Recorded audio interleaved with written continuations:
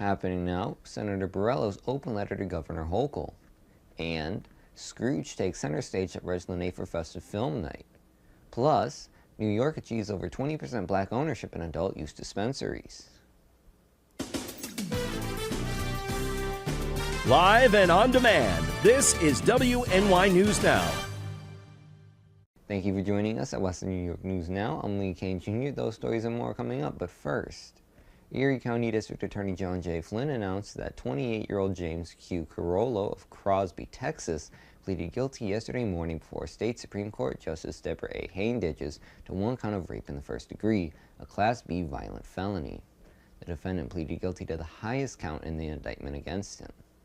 Between on or about July 7, 2020 and on or about September 10, 2020, the defendant forcibly engaged in sexual intercourse with a child who was less than 14 years old. The crime occurred at a location in the village of Orchard Park. The defendant was known to the victim. Borrello was arrested on the indictment warrant in mid-July in Houston, Texas. On Tuesday, August 1, 2023, the defendant was returned to Western New York after he waived extradition. Borrello faces a maximum of 25 years in prison when he is sentenced on January 23, 2024 at 2 p.m. He continues to be held without bail. A temporary order of protection issued on behalf of the victim and the victim's mother remained in effect.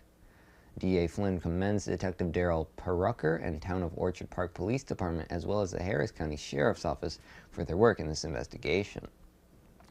The case was prosecuted by Assistant District Attorney Meredith M. Mohan of the Special Victims/Domestic Violence Bureau.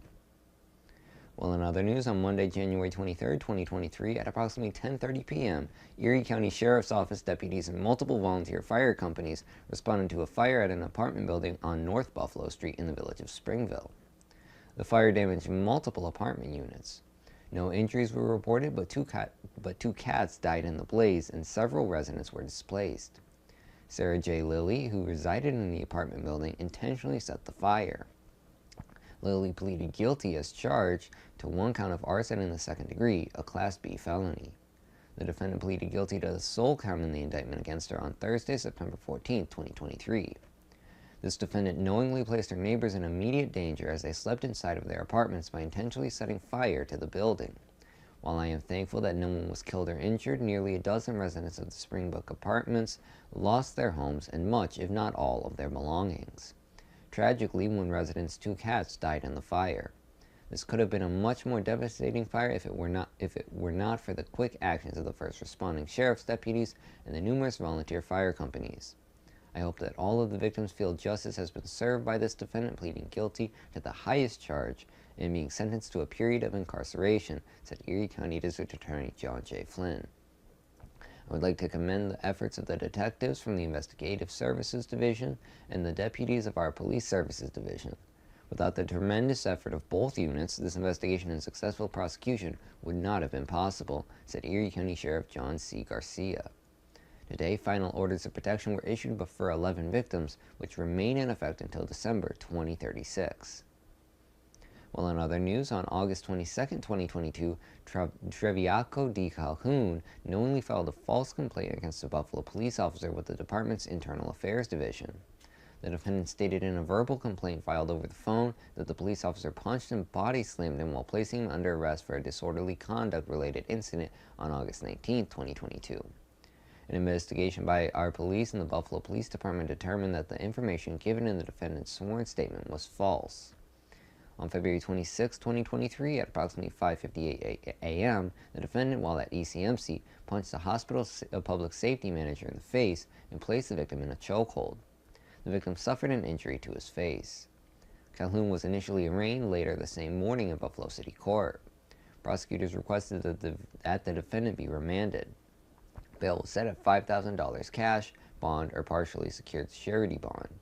In June 2023, Calhoun was arraigned on an indictment charging him with one count of assault in the second degree, a Class D felony. He was held on bail set at $50,000 cash, bond, or partially secured surety bond. Calhoun faces a maximum of 7 years in prison when he is sentenced on Monday, January 22, 2024 at 2 p.m. He was held without bail pending sentence. Well, in other news, on December 14, 2023, at 7:58 p.m., Jamestown police officers apprehended Ashley G. Richards while she was operating a bicycle without proper lights and bell on Charles Street near Hazelton Avenue. Richards was observed swerving between lanes, prompting a traffic stop. Upon verification, officers discovered an outstanding arrest warrant. A subsequent search incident to arrest revealed a stolen credit card in her possession. Richards, charged with criminal possession of stolen property in the 4th degree, is currently held pending arraignment at Jamestown City Court. In addition to the felony charge, she received multiple uniform traffic tickets. The Jamestown Police Department conducted the arrest. As WNY News Now continues, Senator Borrello's open letter to Governor Hochul. And later, New York achieves over 20% black ownership in adult use dispensaries. Stay with us as WNY News Now. We'll be right back. You're watching WNY News Now, where coverage comes first. EagleZip.com is your local one-stop shop for all of your home and business computer needs. Located on Fluvanna Avenue Extension, just outside of Jamestown, EagleZip.com sells and services all brands of desktops and laptops, as well as servers and network equipment for your business. All new computer sales include transferring your data from your old computer, plus a 2-year warranty. Call EagleZip.com today. Stop by EagleZip.com today and let us make computers easy for you. Slow down. Slow down and move over. Move over. When you see signs, Lights. Vests. Please, give us some room. Slow down. Slow down and move over. When you need help, It's our job To help you. to save you. despite the danger. This danger is real. Do your part. Please. Slow down. Slow down. And move over. Move over.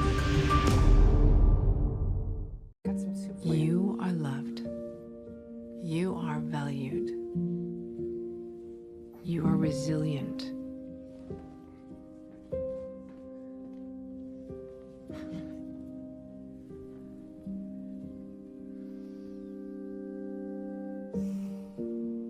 You got this. You're there for them.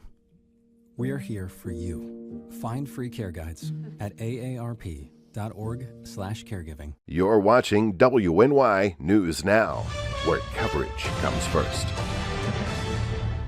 In an open letter, Senator George Borrello and 14 Republican colleagues urged Governor Hochul to repeal electric bus mandates or ensure full funding for the conversion, cautioning potential tax hikes for local property owners.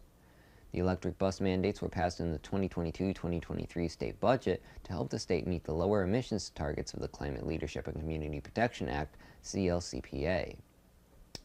The requirements are that new school bus purchases be zero emission by 2027 and all school buses in operation be zero emission by 2035. School officials in my district are all sounding the alarm about the state's unfunded electric bus mandate and the crushing financial cost it will mean for districts. With the first deadline in just 3 short years, school officials are deeply concerned about their ability to afford the electric buses and infrastructure upgrades that will be necessary, said Senator Borrello.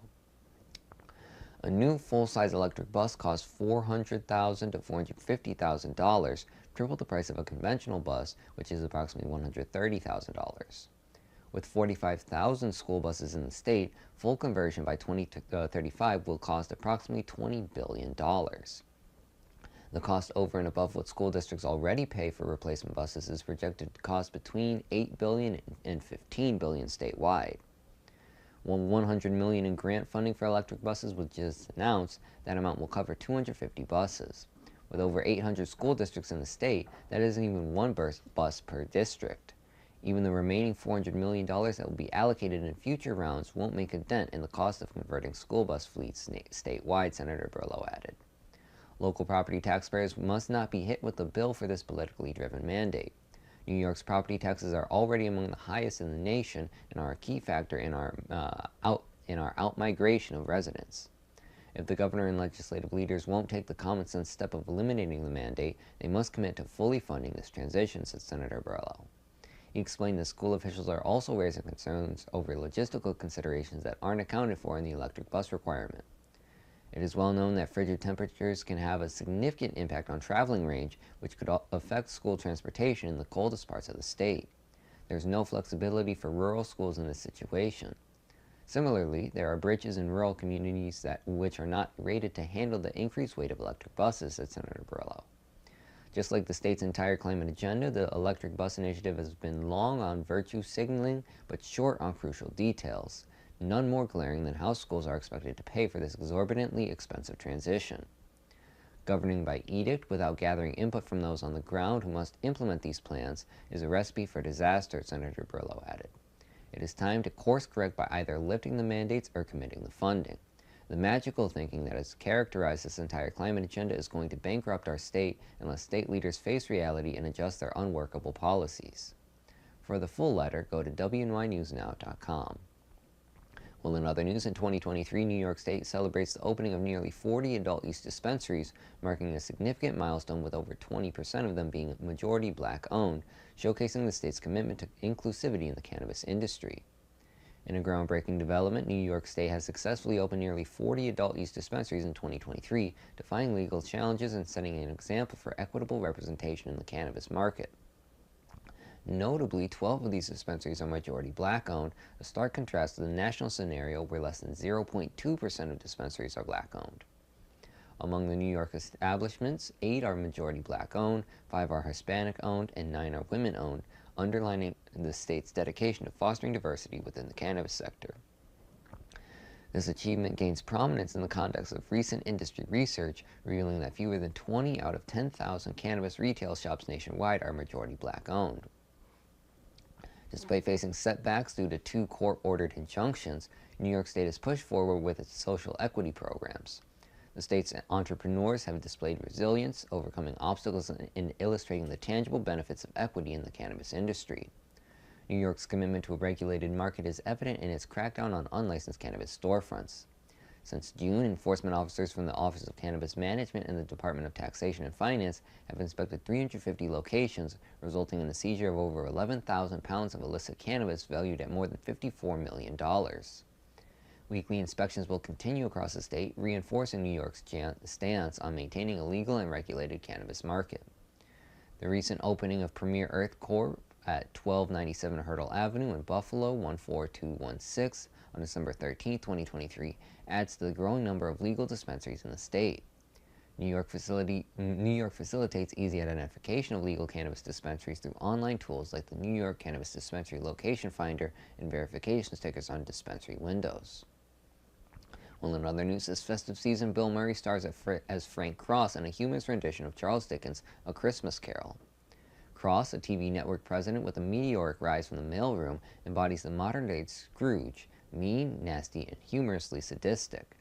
As he navigates a ghostly time warp, encounters range from a maniacal cab driver to a 7-foot headless messenger. Scrooge, with a PG-13 rating and a runtime of 101 minutes, offers a comedic twist to the holiday classic at a discounted ticket price. Upcoming films at the Reg feature Paul Giamatti in The Holdovers on January 3rd, Leonardo DiCaprio, Lily Gladstone, and Robert De Niro in Scorsese's Killers of the Flower Moon on January 6th, and Bradley Cooper as Leonard Bernstein in The Maestro on January 10th. Tickets to movies at the Reg are $7 for movies and $6 for family films, with an additional $1 theater restoration fee added. Well, coming up next, it's time to meet our newest pet of the week. But first, we return with a look at our full weather forecast. Catch your First Defense forecast daily on WNY News Now. Right here, baby. Look. Uma. Something more than a birthday is happening here. Once you can see it, you can help. The sooner you recognize the signs of autism, the sooner you can make a lifetime of difference for your child. Start by answering a few simple questions at screenforautism.org.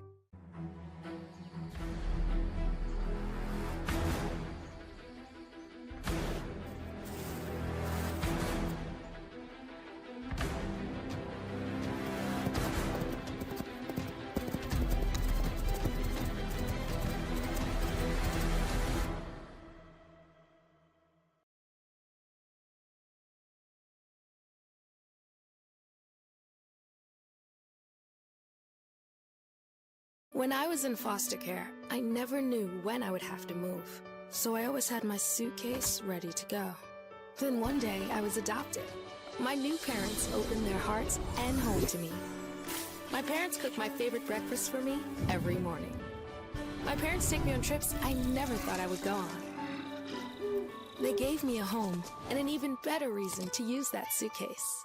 My parents aren't perfect, but they're perfect for me.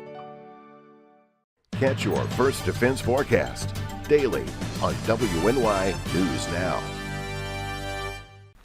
Welcome back to WNY News Now. Let's take a look at some of the weather headlines as we head towards the weekend. Tomorrow will be a dry day across much of the region, although we will have more clouds to contend with.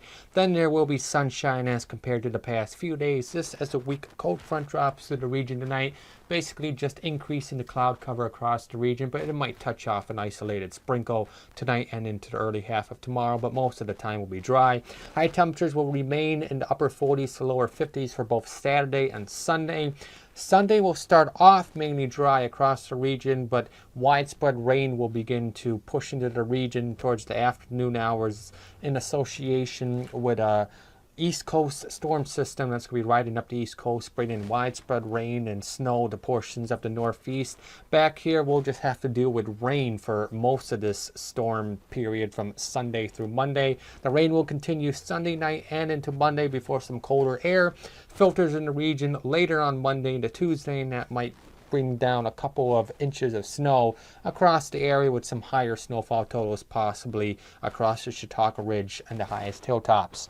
Speaking of rainfall totals over the next 72 hours, which is basically Sunday, Monday, and into Tuesday across far western New York, northwestern Pennsylvania, we're looking at maybe half an inch to 3/4 of an inch of rain. Higher rainfall totals will be found off to the east, closer to where the center of that storm system is. So headed in towards Allegheny County may see over an inch of rain from Sunday through Tuesday.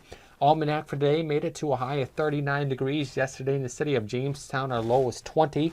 The records for today, 67 set back in 2015, record low of -12 set back in 1904. Your forecast for tonight across the region, partly to mostly cloudy skies. Clouds will be on the increase throughout the overnight hours. This as that weak cold front drops through the region. It might touch off an isolated shower, but most of the time will be dry. Overnight lows will range from the low to mid 30s across inland locations to the upper 30s near the immediate Lake Erie shoreline. Your weekend weather forecast for the Jamestown area tomorrow, more clouds and there will be sunshine. High temperatures in the upper 40s. Saturday night, mostly cloudy to cloudy skies. Overnight lows drop back down into the 30s. And then on Sunday, we start the day off dry. Rain showers arrive in the afternoon hours. Highs continue to be in the mid to upper 40s on Sunday. The rest of that Sunday outlook powered by Ultimate Solutions. So the rain comes Sunday afternoon, will continue through the day on Monday. Colder air will begin to filter in the region by Monday afternoon. And that will transition any leftover rain into some wet snow Monday night and into Tuesday. Again, we could see a couple inches from that transition period. Any lake effect snow that does set up through early Tuesday will quickly come to an end by Tuesday afternoon. This as high pressure builds back into the region, which will pretty much keep us dry through much of the rest of the next week with high temperatures Tuesday and Wednesday in the lower 30s. And then we're back in the upper 30s to lower 40s towards the end of next week, with sunshine continuing from Wednesday through Friday. Andrew, thank you. Well, in an effort to help our furry friends find their forever home, WNY News Now is partnering with the Chautauqua County Humane Society in a segment we like to call Pet of the Week. This week's Pet of the Week is Spanky. Hey Lee, Brian with you at the Chautauqua County Humane Society. This is Spanky. Spanky has the coolest eyes ever. She's 9 years old, and she's a bit of a lover. You can come down and meet her in the lobby here at the Chautauqua County Humane Society. We're open today from 1 to 5:30, tomorrow 11 to 3. The season of hope is going along. Look at that. All the adoption fees are being waived, thanks to a couple of great donors in the Bissell Pet Foundation. So stop down, meet Spanky. Got some great dogs, got some great cats. And maybe you'll have a new family member this holiday season and forever after that. Find out more at chqhumane.org. Thank you, Lee. Thanks, Brian. To learn more about Spanky or any other residents of the shelter, visit chqhumane.org. Well, coming up next, James Prendergast Library Board of Trustees meeting. With coverage that matters, this is WNY News Now.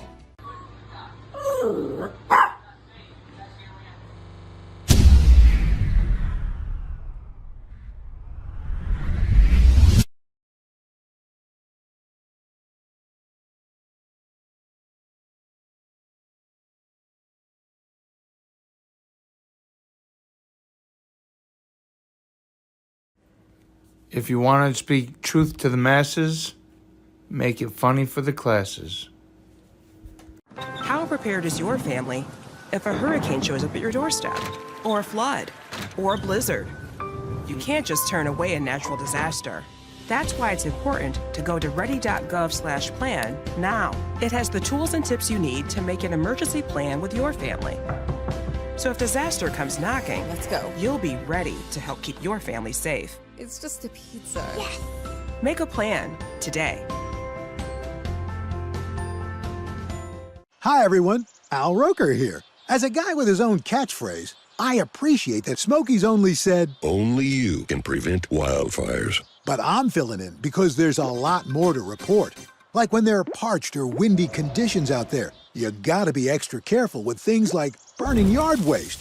After all, wildfires can start anywhere, even in your neck of the woods.